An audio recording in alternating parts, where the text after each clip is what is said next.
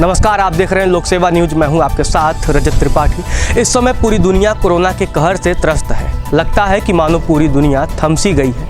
वैज्ञानिक कोरोना की दवा खोजने में लगे हुए हैं, लेकिन अभी तक कोई सफलता हाथ नहीं लगी है। भारत के तमाम चिकित्सक एवं वैज्ञानिक कोरोना की वैक्सीन की खोज में लगे हुए हैं, लेकिन वैक्सीन के टेस्ट के लिए किसी शरीर की आवश्यकता होती है।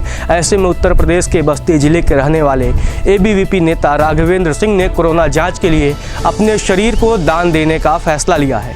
एबीवीपी के प्रांत मंत्री राघवेंद्र सिंह ने बस्ती के जिलाधिकारी को पत्र लिखकर कहा है कि देश सेवा एवं समाज सेवा के लिए उनका शरीर हाजिर है, जिससे कोरोना के संबंधित टेस्ट किए जा सकें और भारत कोरोना से जंग जीत सके। ऐसे में हमने राघवेंद्र सिंह से फोन पर बातचीत की है। इस बातचीत को आप भी ध्यान से सुनिए और राघवेंद्र सिंह का हौसला अफजाई करिए।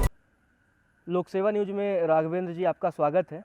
राघवेंद्र जी गोरक्ष प्रांत अखिल भारतीय विद्यार्थी परिषद के प्रांत मंत्री हैं, लेकिन आपने जो कार्य किया है वो बड़ा सराहनीय है। सबसे पहले राघवेंद्र जी के बारे में ये बता दें कि इन्होंने जो कोरोना के खिलाफ जंग है उसमें अगर आप कह सकें कि मौजूदा समय के लिहाज से सबसे बड़ा बलिदान देने की बात कही है। वो बलिदान है पूरे शरीर का। इन्होंने बस्ती के जिलाधिकारी को पत्र लिखकर ये अपील की है कि अगर कोरोना संबंधी कोई जांच करना चाहे तो उनका शरीर प्रशासन सरकार के लिए हाजिर है, इस देश के लिए हाजिर है, और जो भी टेस्ट करना चाहे कोरोना को लेकर चिकित्सक वो इनके शरीर पर कर सकते हैं।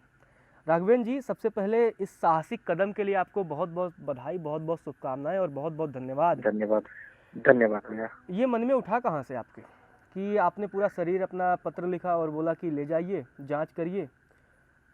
मन में देखिए भैया, आज अपना देश, अपना भारत देश हिंदू सनातन धर्म से आगे बढ़ता हुआ हम सभी हमेशा मानते हैं कि अपने देश में जब भी किसी प्रकार का संकट आया है तो कभी ना किसी ने आगे बढ़ा है। और पूरे विश्व में देखा जाए जिस तरीके से कोरोना का कहर बढ़ता जा रहा है, अगर अमेरिका जैसे देश में कोई महिला उस देश में आगे आ सकती है तो अपने भारत देश में कितने महापुरुष आगे आए हैं। अगर हम उनके आदर्शों की बात करते हैं, उनके आदर्शों पे चलने की बात करते हैं, तो केवल आदर्शों पे कहने की या भाषण में देने की आवश्यकता नहीं है, बल्कि किसी न किसी को उसको अपने जीवन में उतारते हुए आगे आने की आवश्यकता है।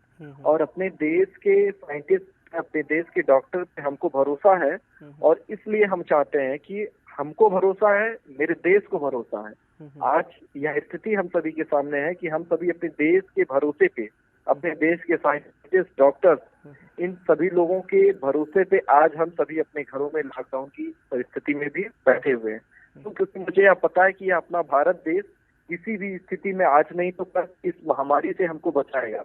तो ऐसी परिस्थिति में हम सभी को, इस देश में रहने वाले हर एक नागरिक को अपने डॉक्टर, साइंटिस्ट के सामने आना होगा, उनके कार्यों की सराहना करनी पड़ेगी। इसके साथ ही ये कदम बड़ा कठिन होता है, मुझे भी बड़ा समय लगा होगा और बहुत सी दिक्कतें मुझे भी हुई, शायद अभी भी बहुत सी चीजों का सामना करना पड़ रहा है, लेकिन उसके बाद भी मैं अखिल भारतीय विद्यार्थी परिषद का कार्यकर्ता हूँ।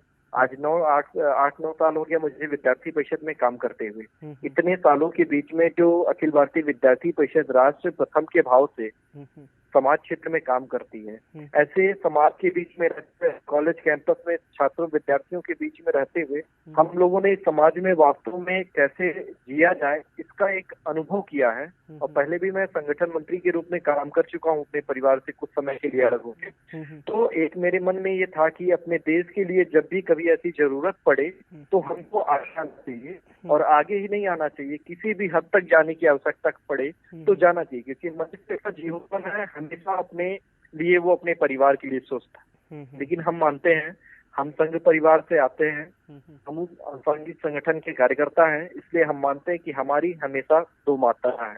एक हमारी माता जिन्होंने हमको जन्म दिया, दूसरी हमारी माता है भारत माता।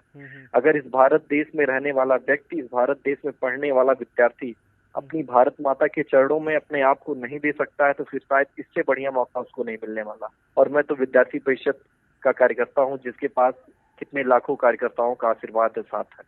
तो मैं इसलिए अपने आप को मानता हूँ कि मैं इस कार्य के लिए मैं पूरा एकदम अपना सब कुछ समर्पित कर सकता हूँ। तो जब ये आपने जो फैसला लिया, घर वालों को ये फैसला जब पता लगा तो उनका रिएक्शन क्या था? जैसे रिएक्शन तो परिवार का नहीं अच्छा रहा, अभी भी नहीं अच्छा है। बहुत सी चीजें मुझे सुनने को मिल रही हैं परिवार में ही अपने रिश्तेदार और लोगों से भी सुनने को मिल रहा है।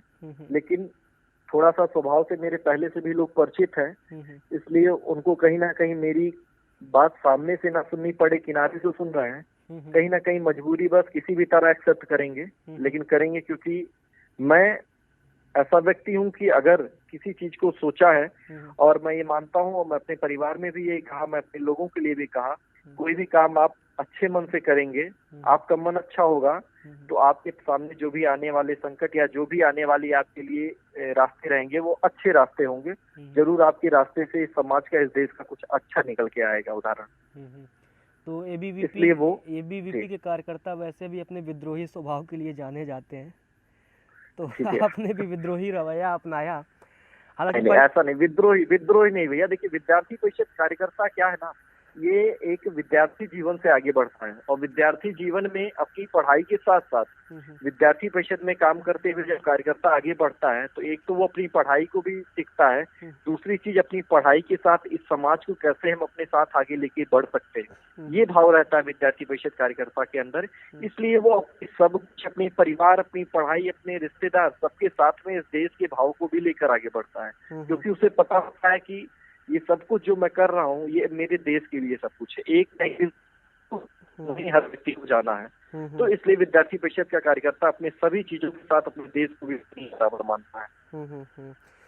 जी, इसलिए ये भाव कार्यकर्ता के अंदर रहता है। तो जब आपने ये फैसला लिया, उसके बाद आपके संगठन, आपके समाज, आपके मित्रों का क्या रवैया, मतलब क्या जो उनके मन में क्या आपके प्रति क्या भाव पैदा हुए?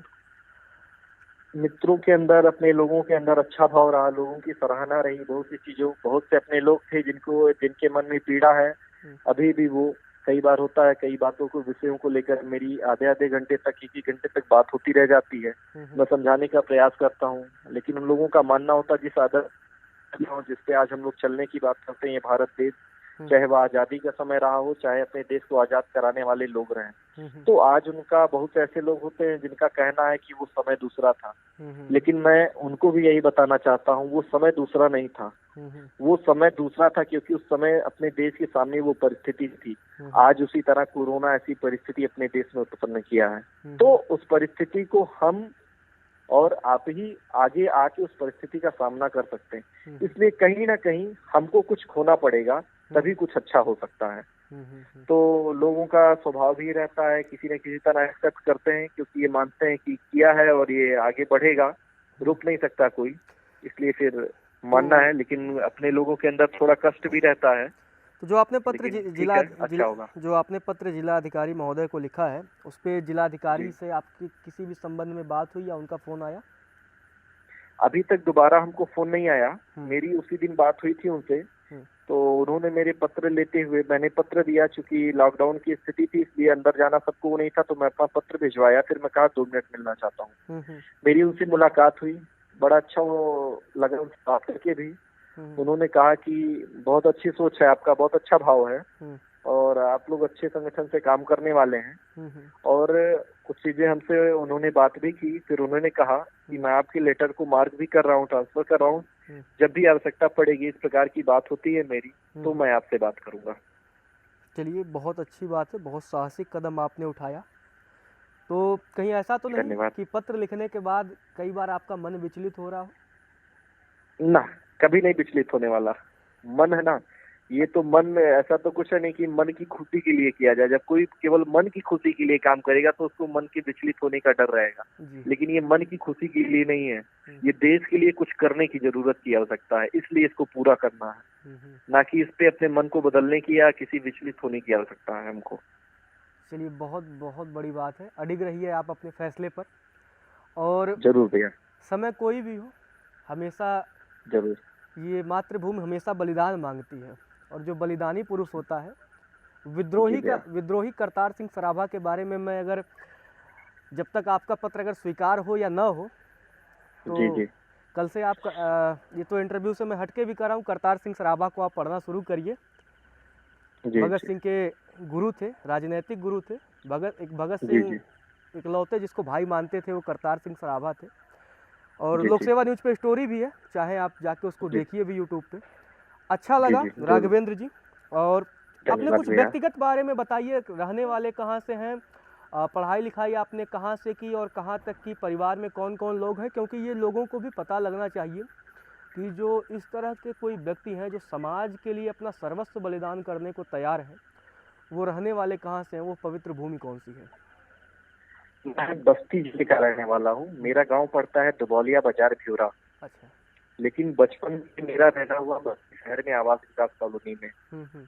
मैं 2 भाई हूँ, 2 बहन है, मेरी माता जी है। मेरे पिताजी का देहांत हो गया सन 2001 में। हम्म। उसके बाद से हम लोग अपनी पढ़ाई धीरे धीरे बस्ती के सावित्री बिहार इंटर कॉलेज में मेरी पढ़ाई हुई। वहाँ से केडीसी में पढ़ना हुआ। इसके साथ ही अपने परिवार के साथ आगे बढ़ते हुए जब मैं केडीसी में गया, केडीसी से मैं छात्र संघ का चुनाव लड़ा, वहाँ से छात्र महामंत्री रहा, विद्यार्थी परिषद के संपर्क में आया।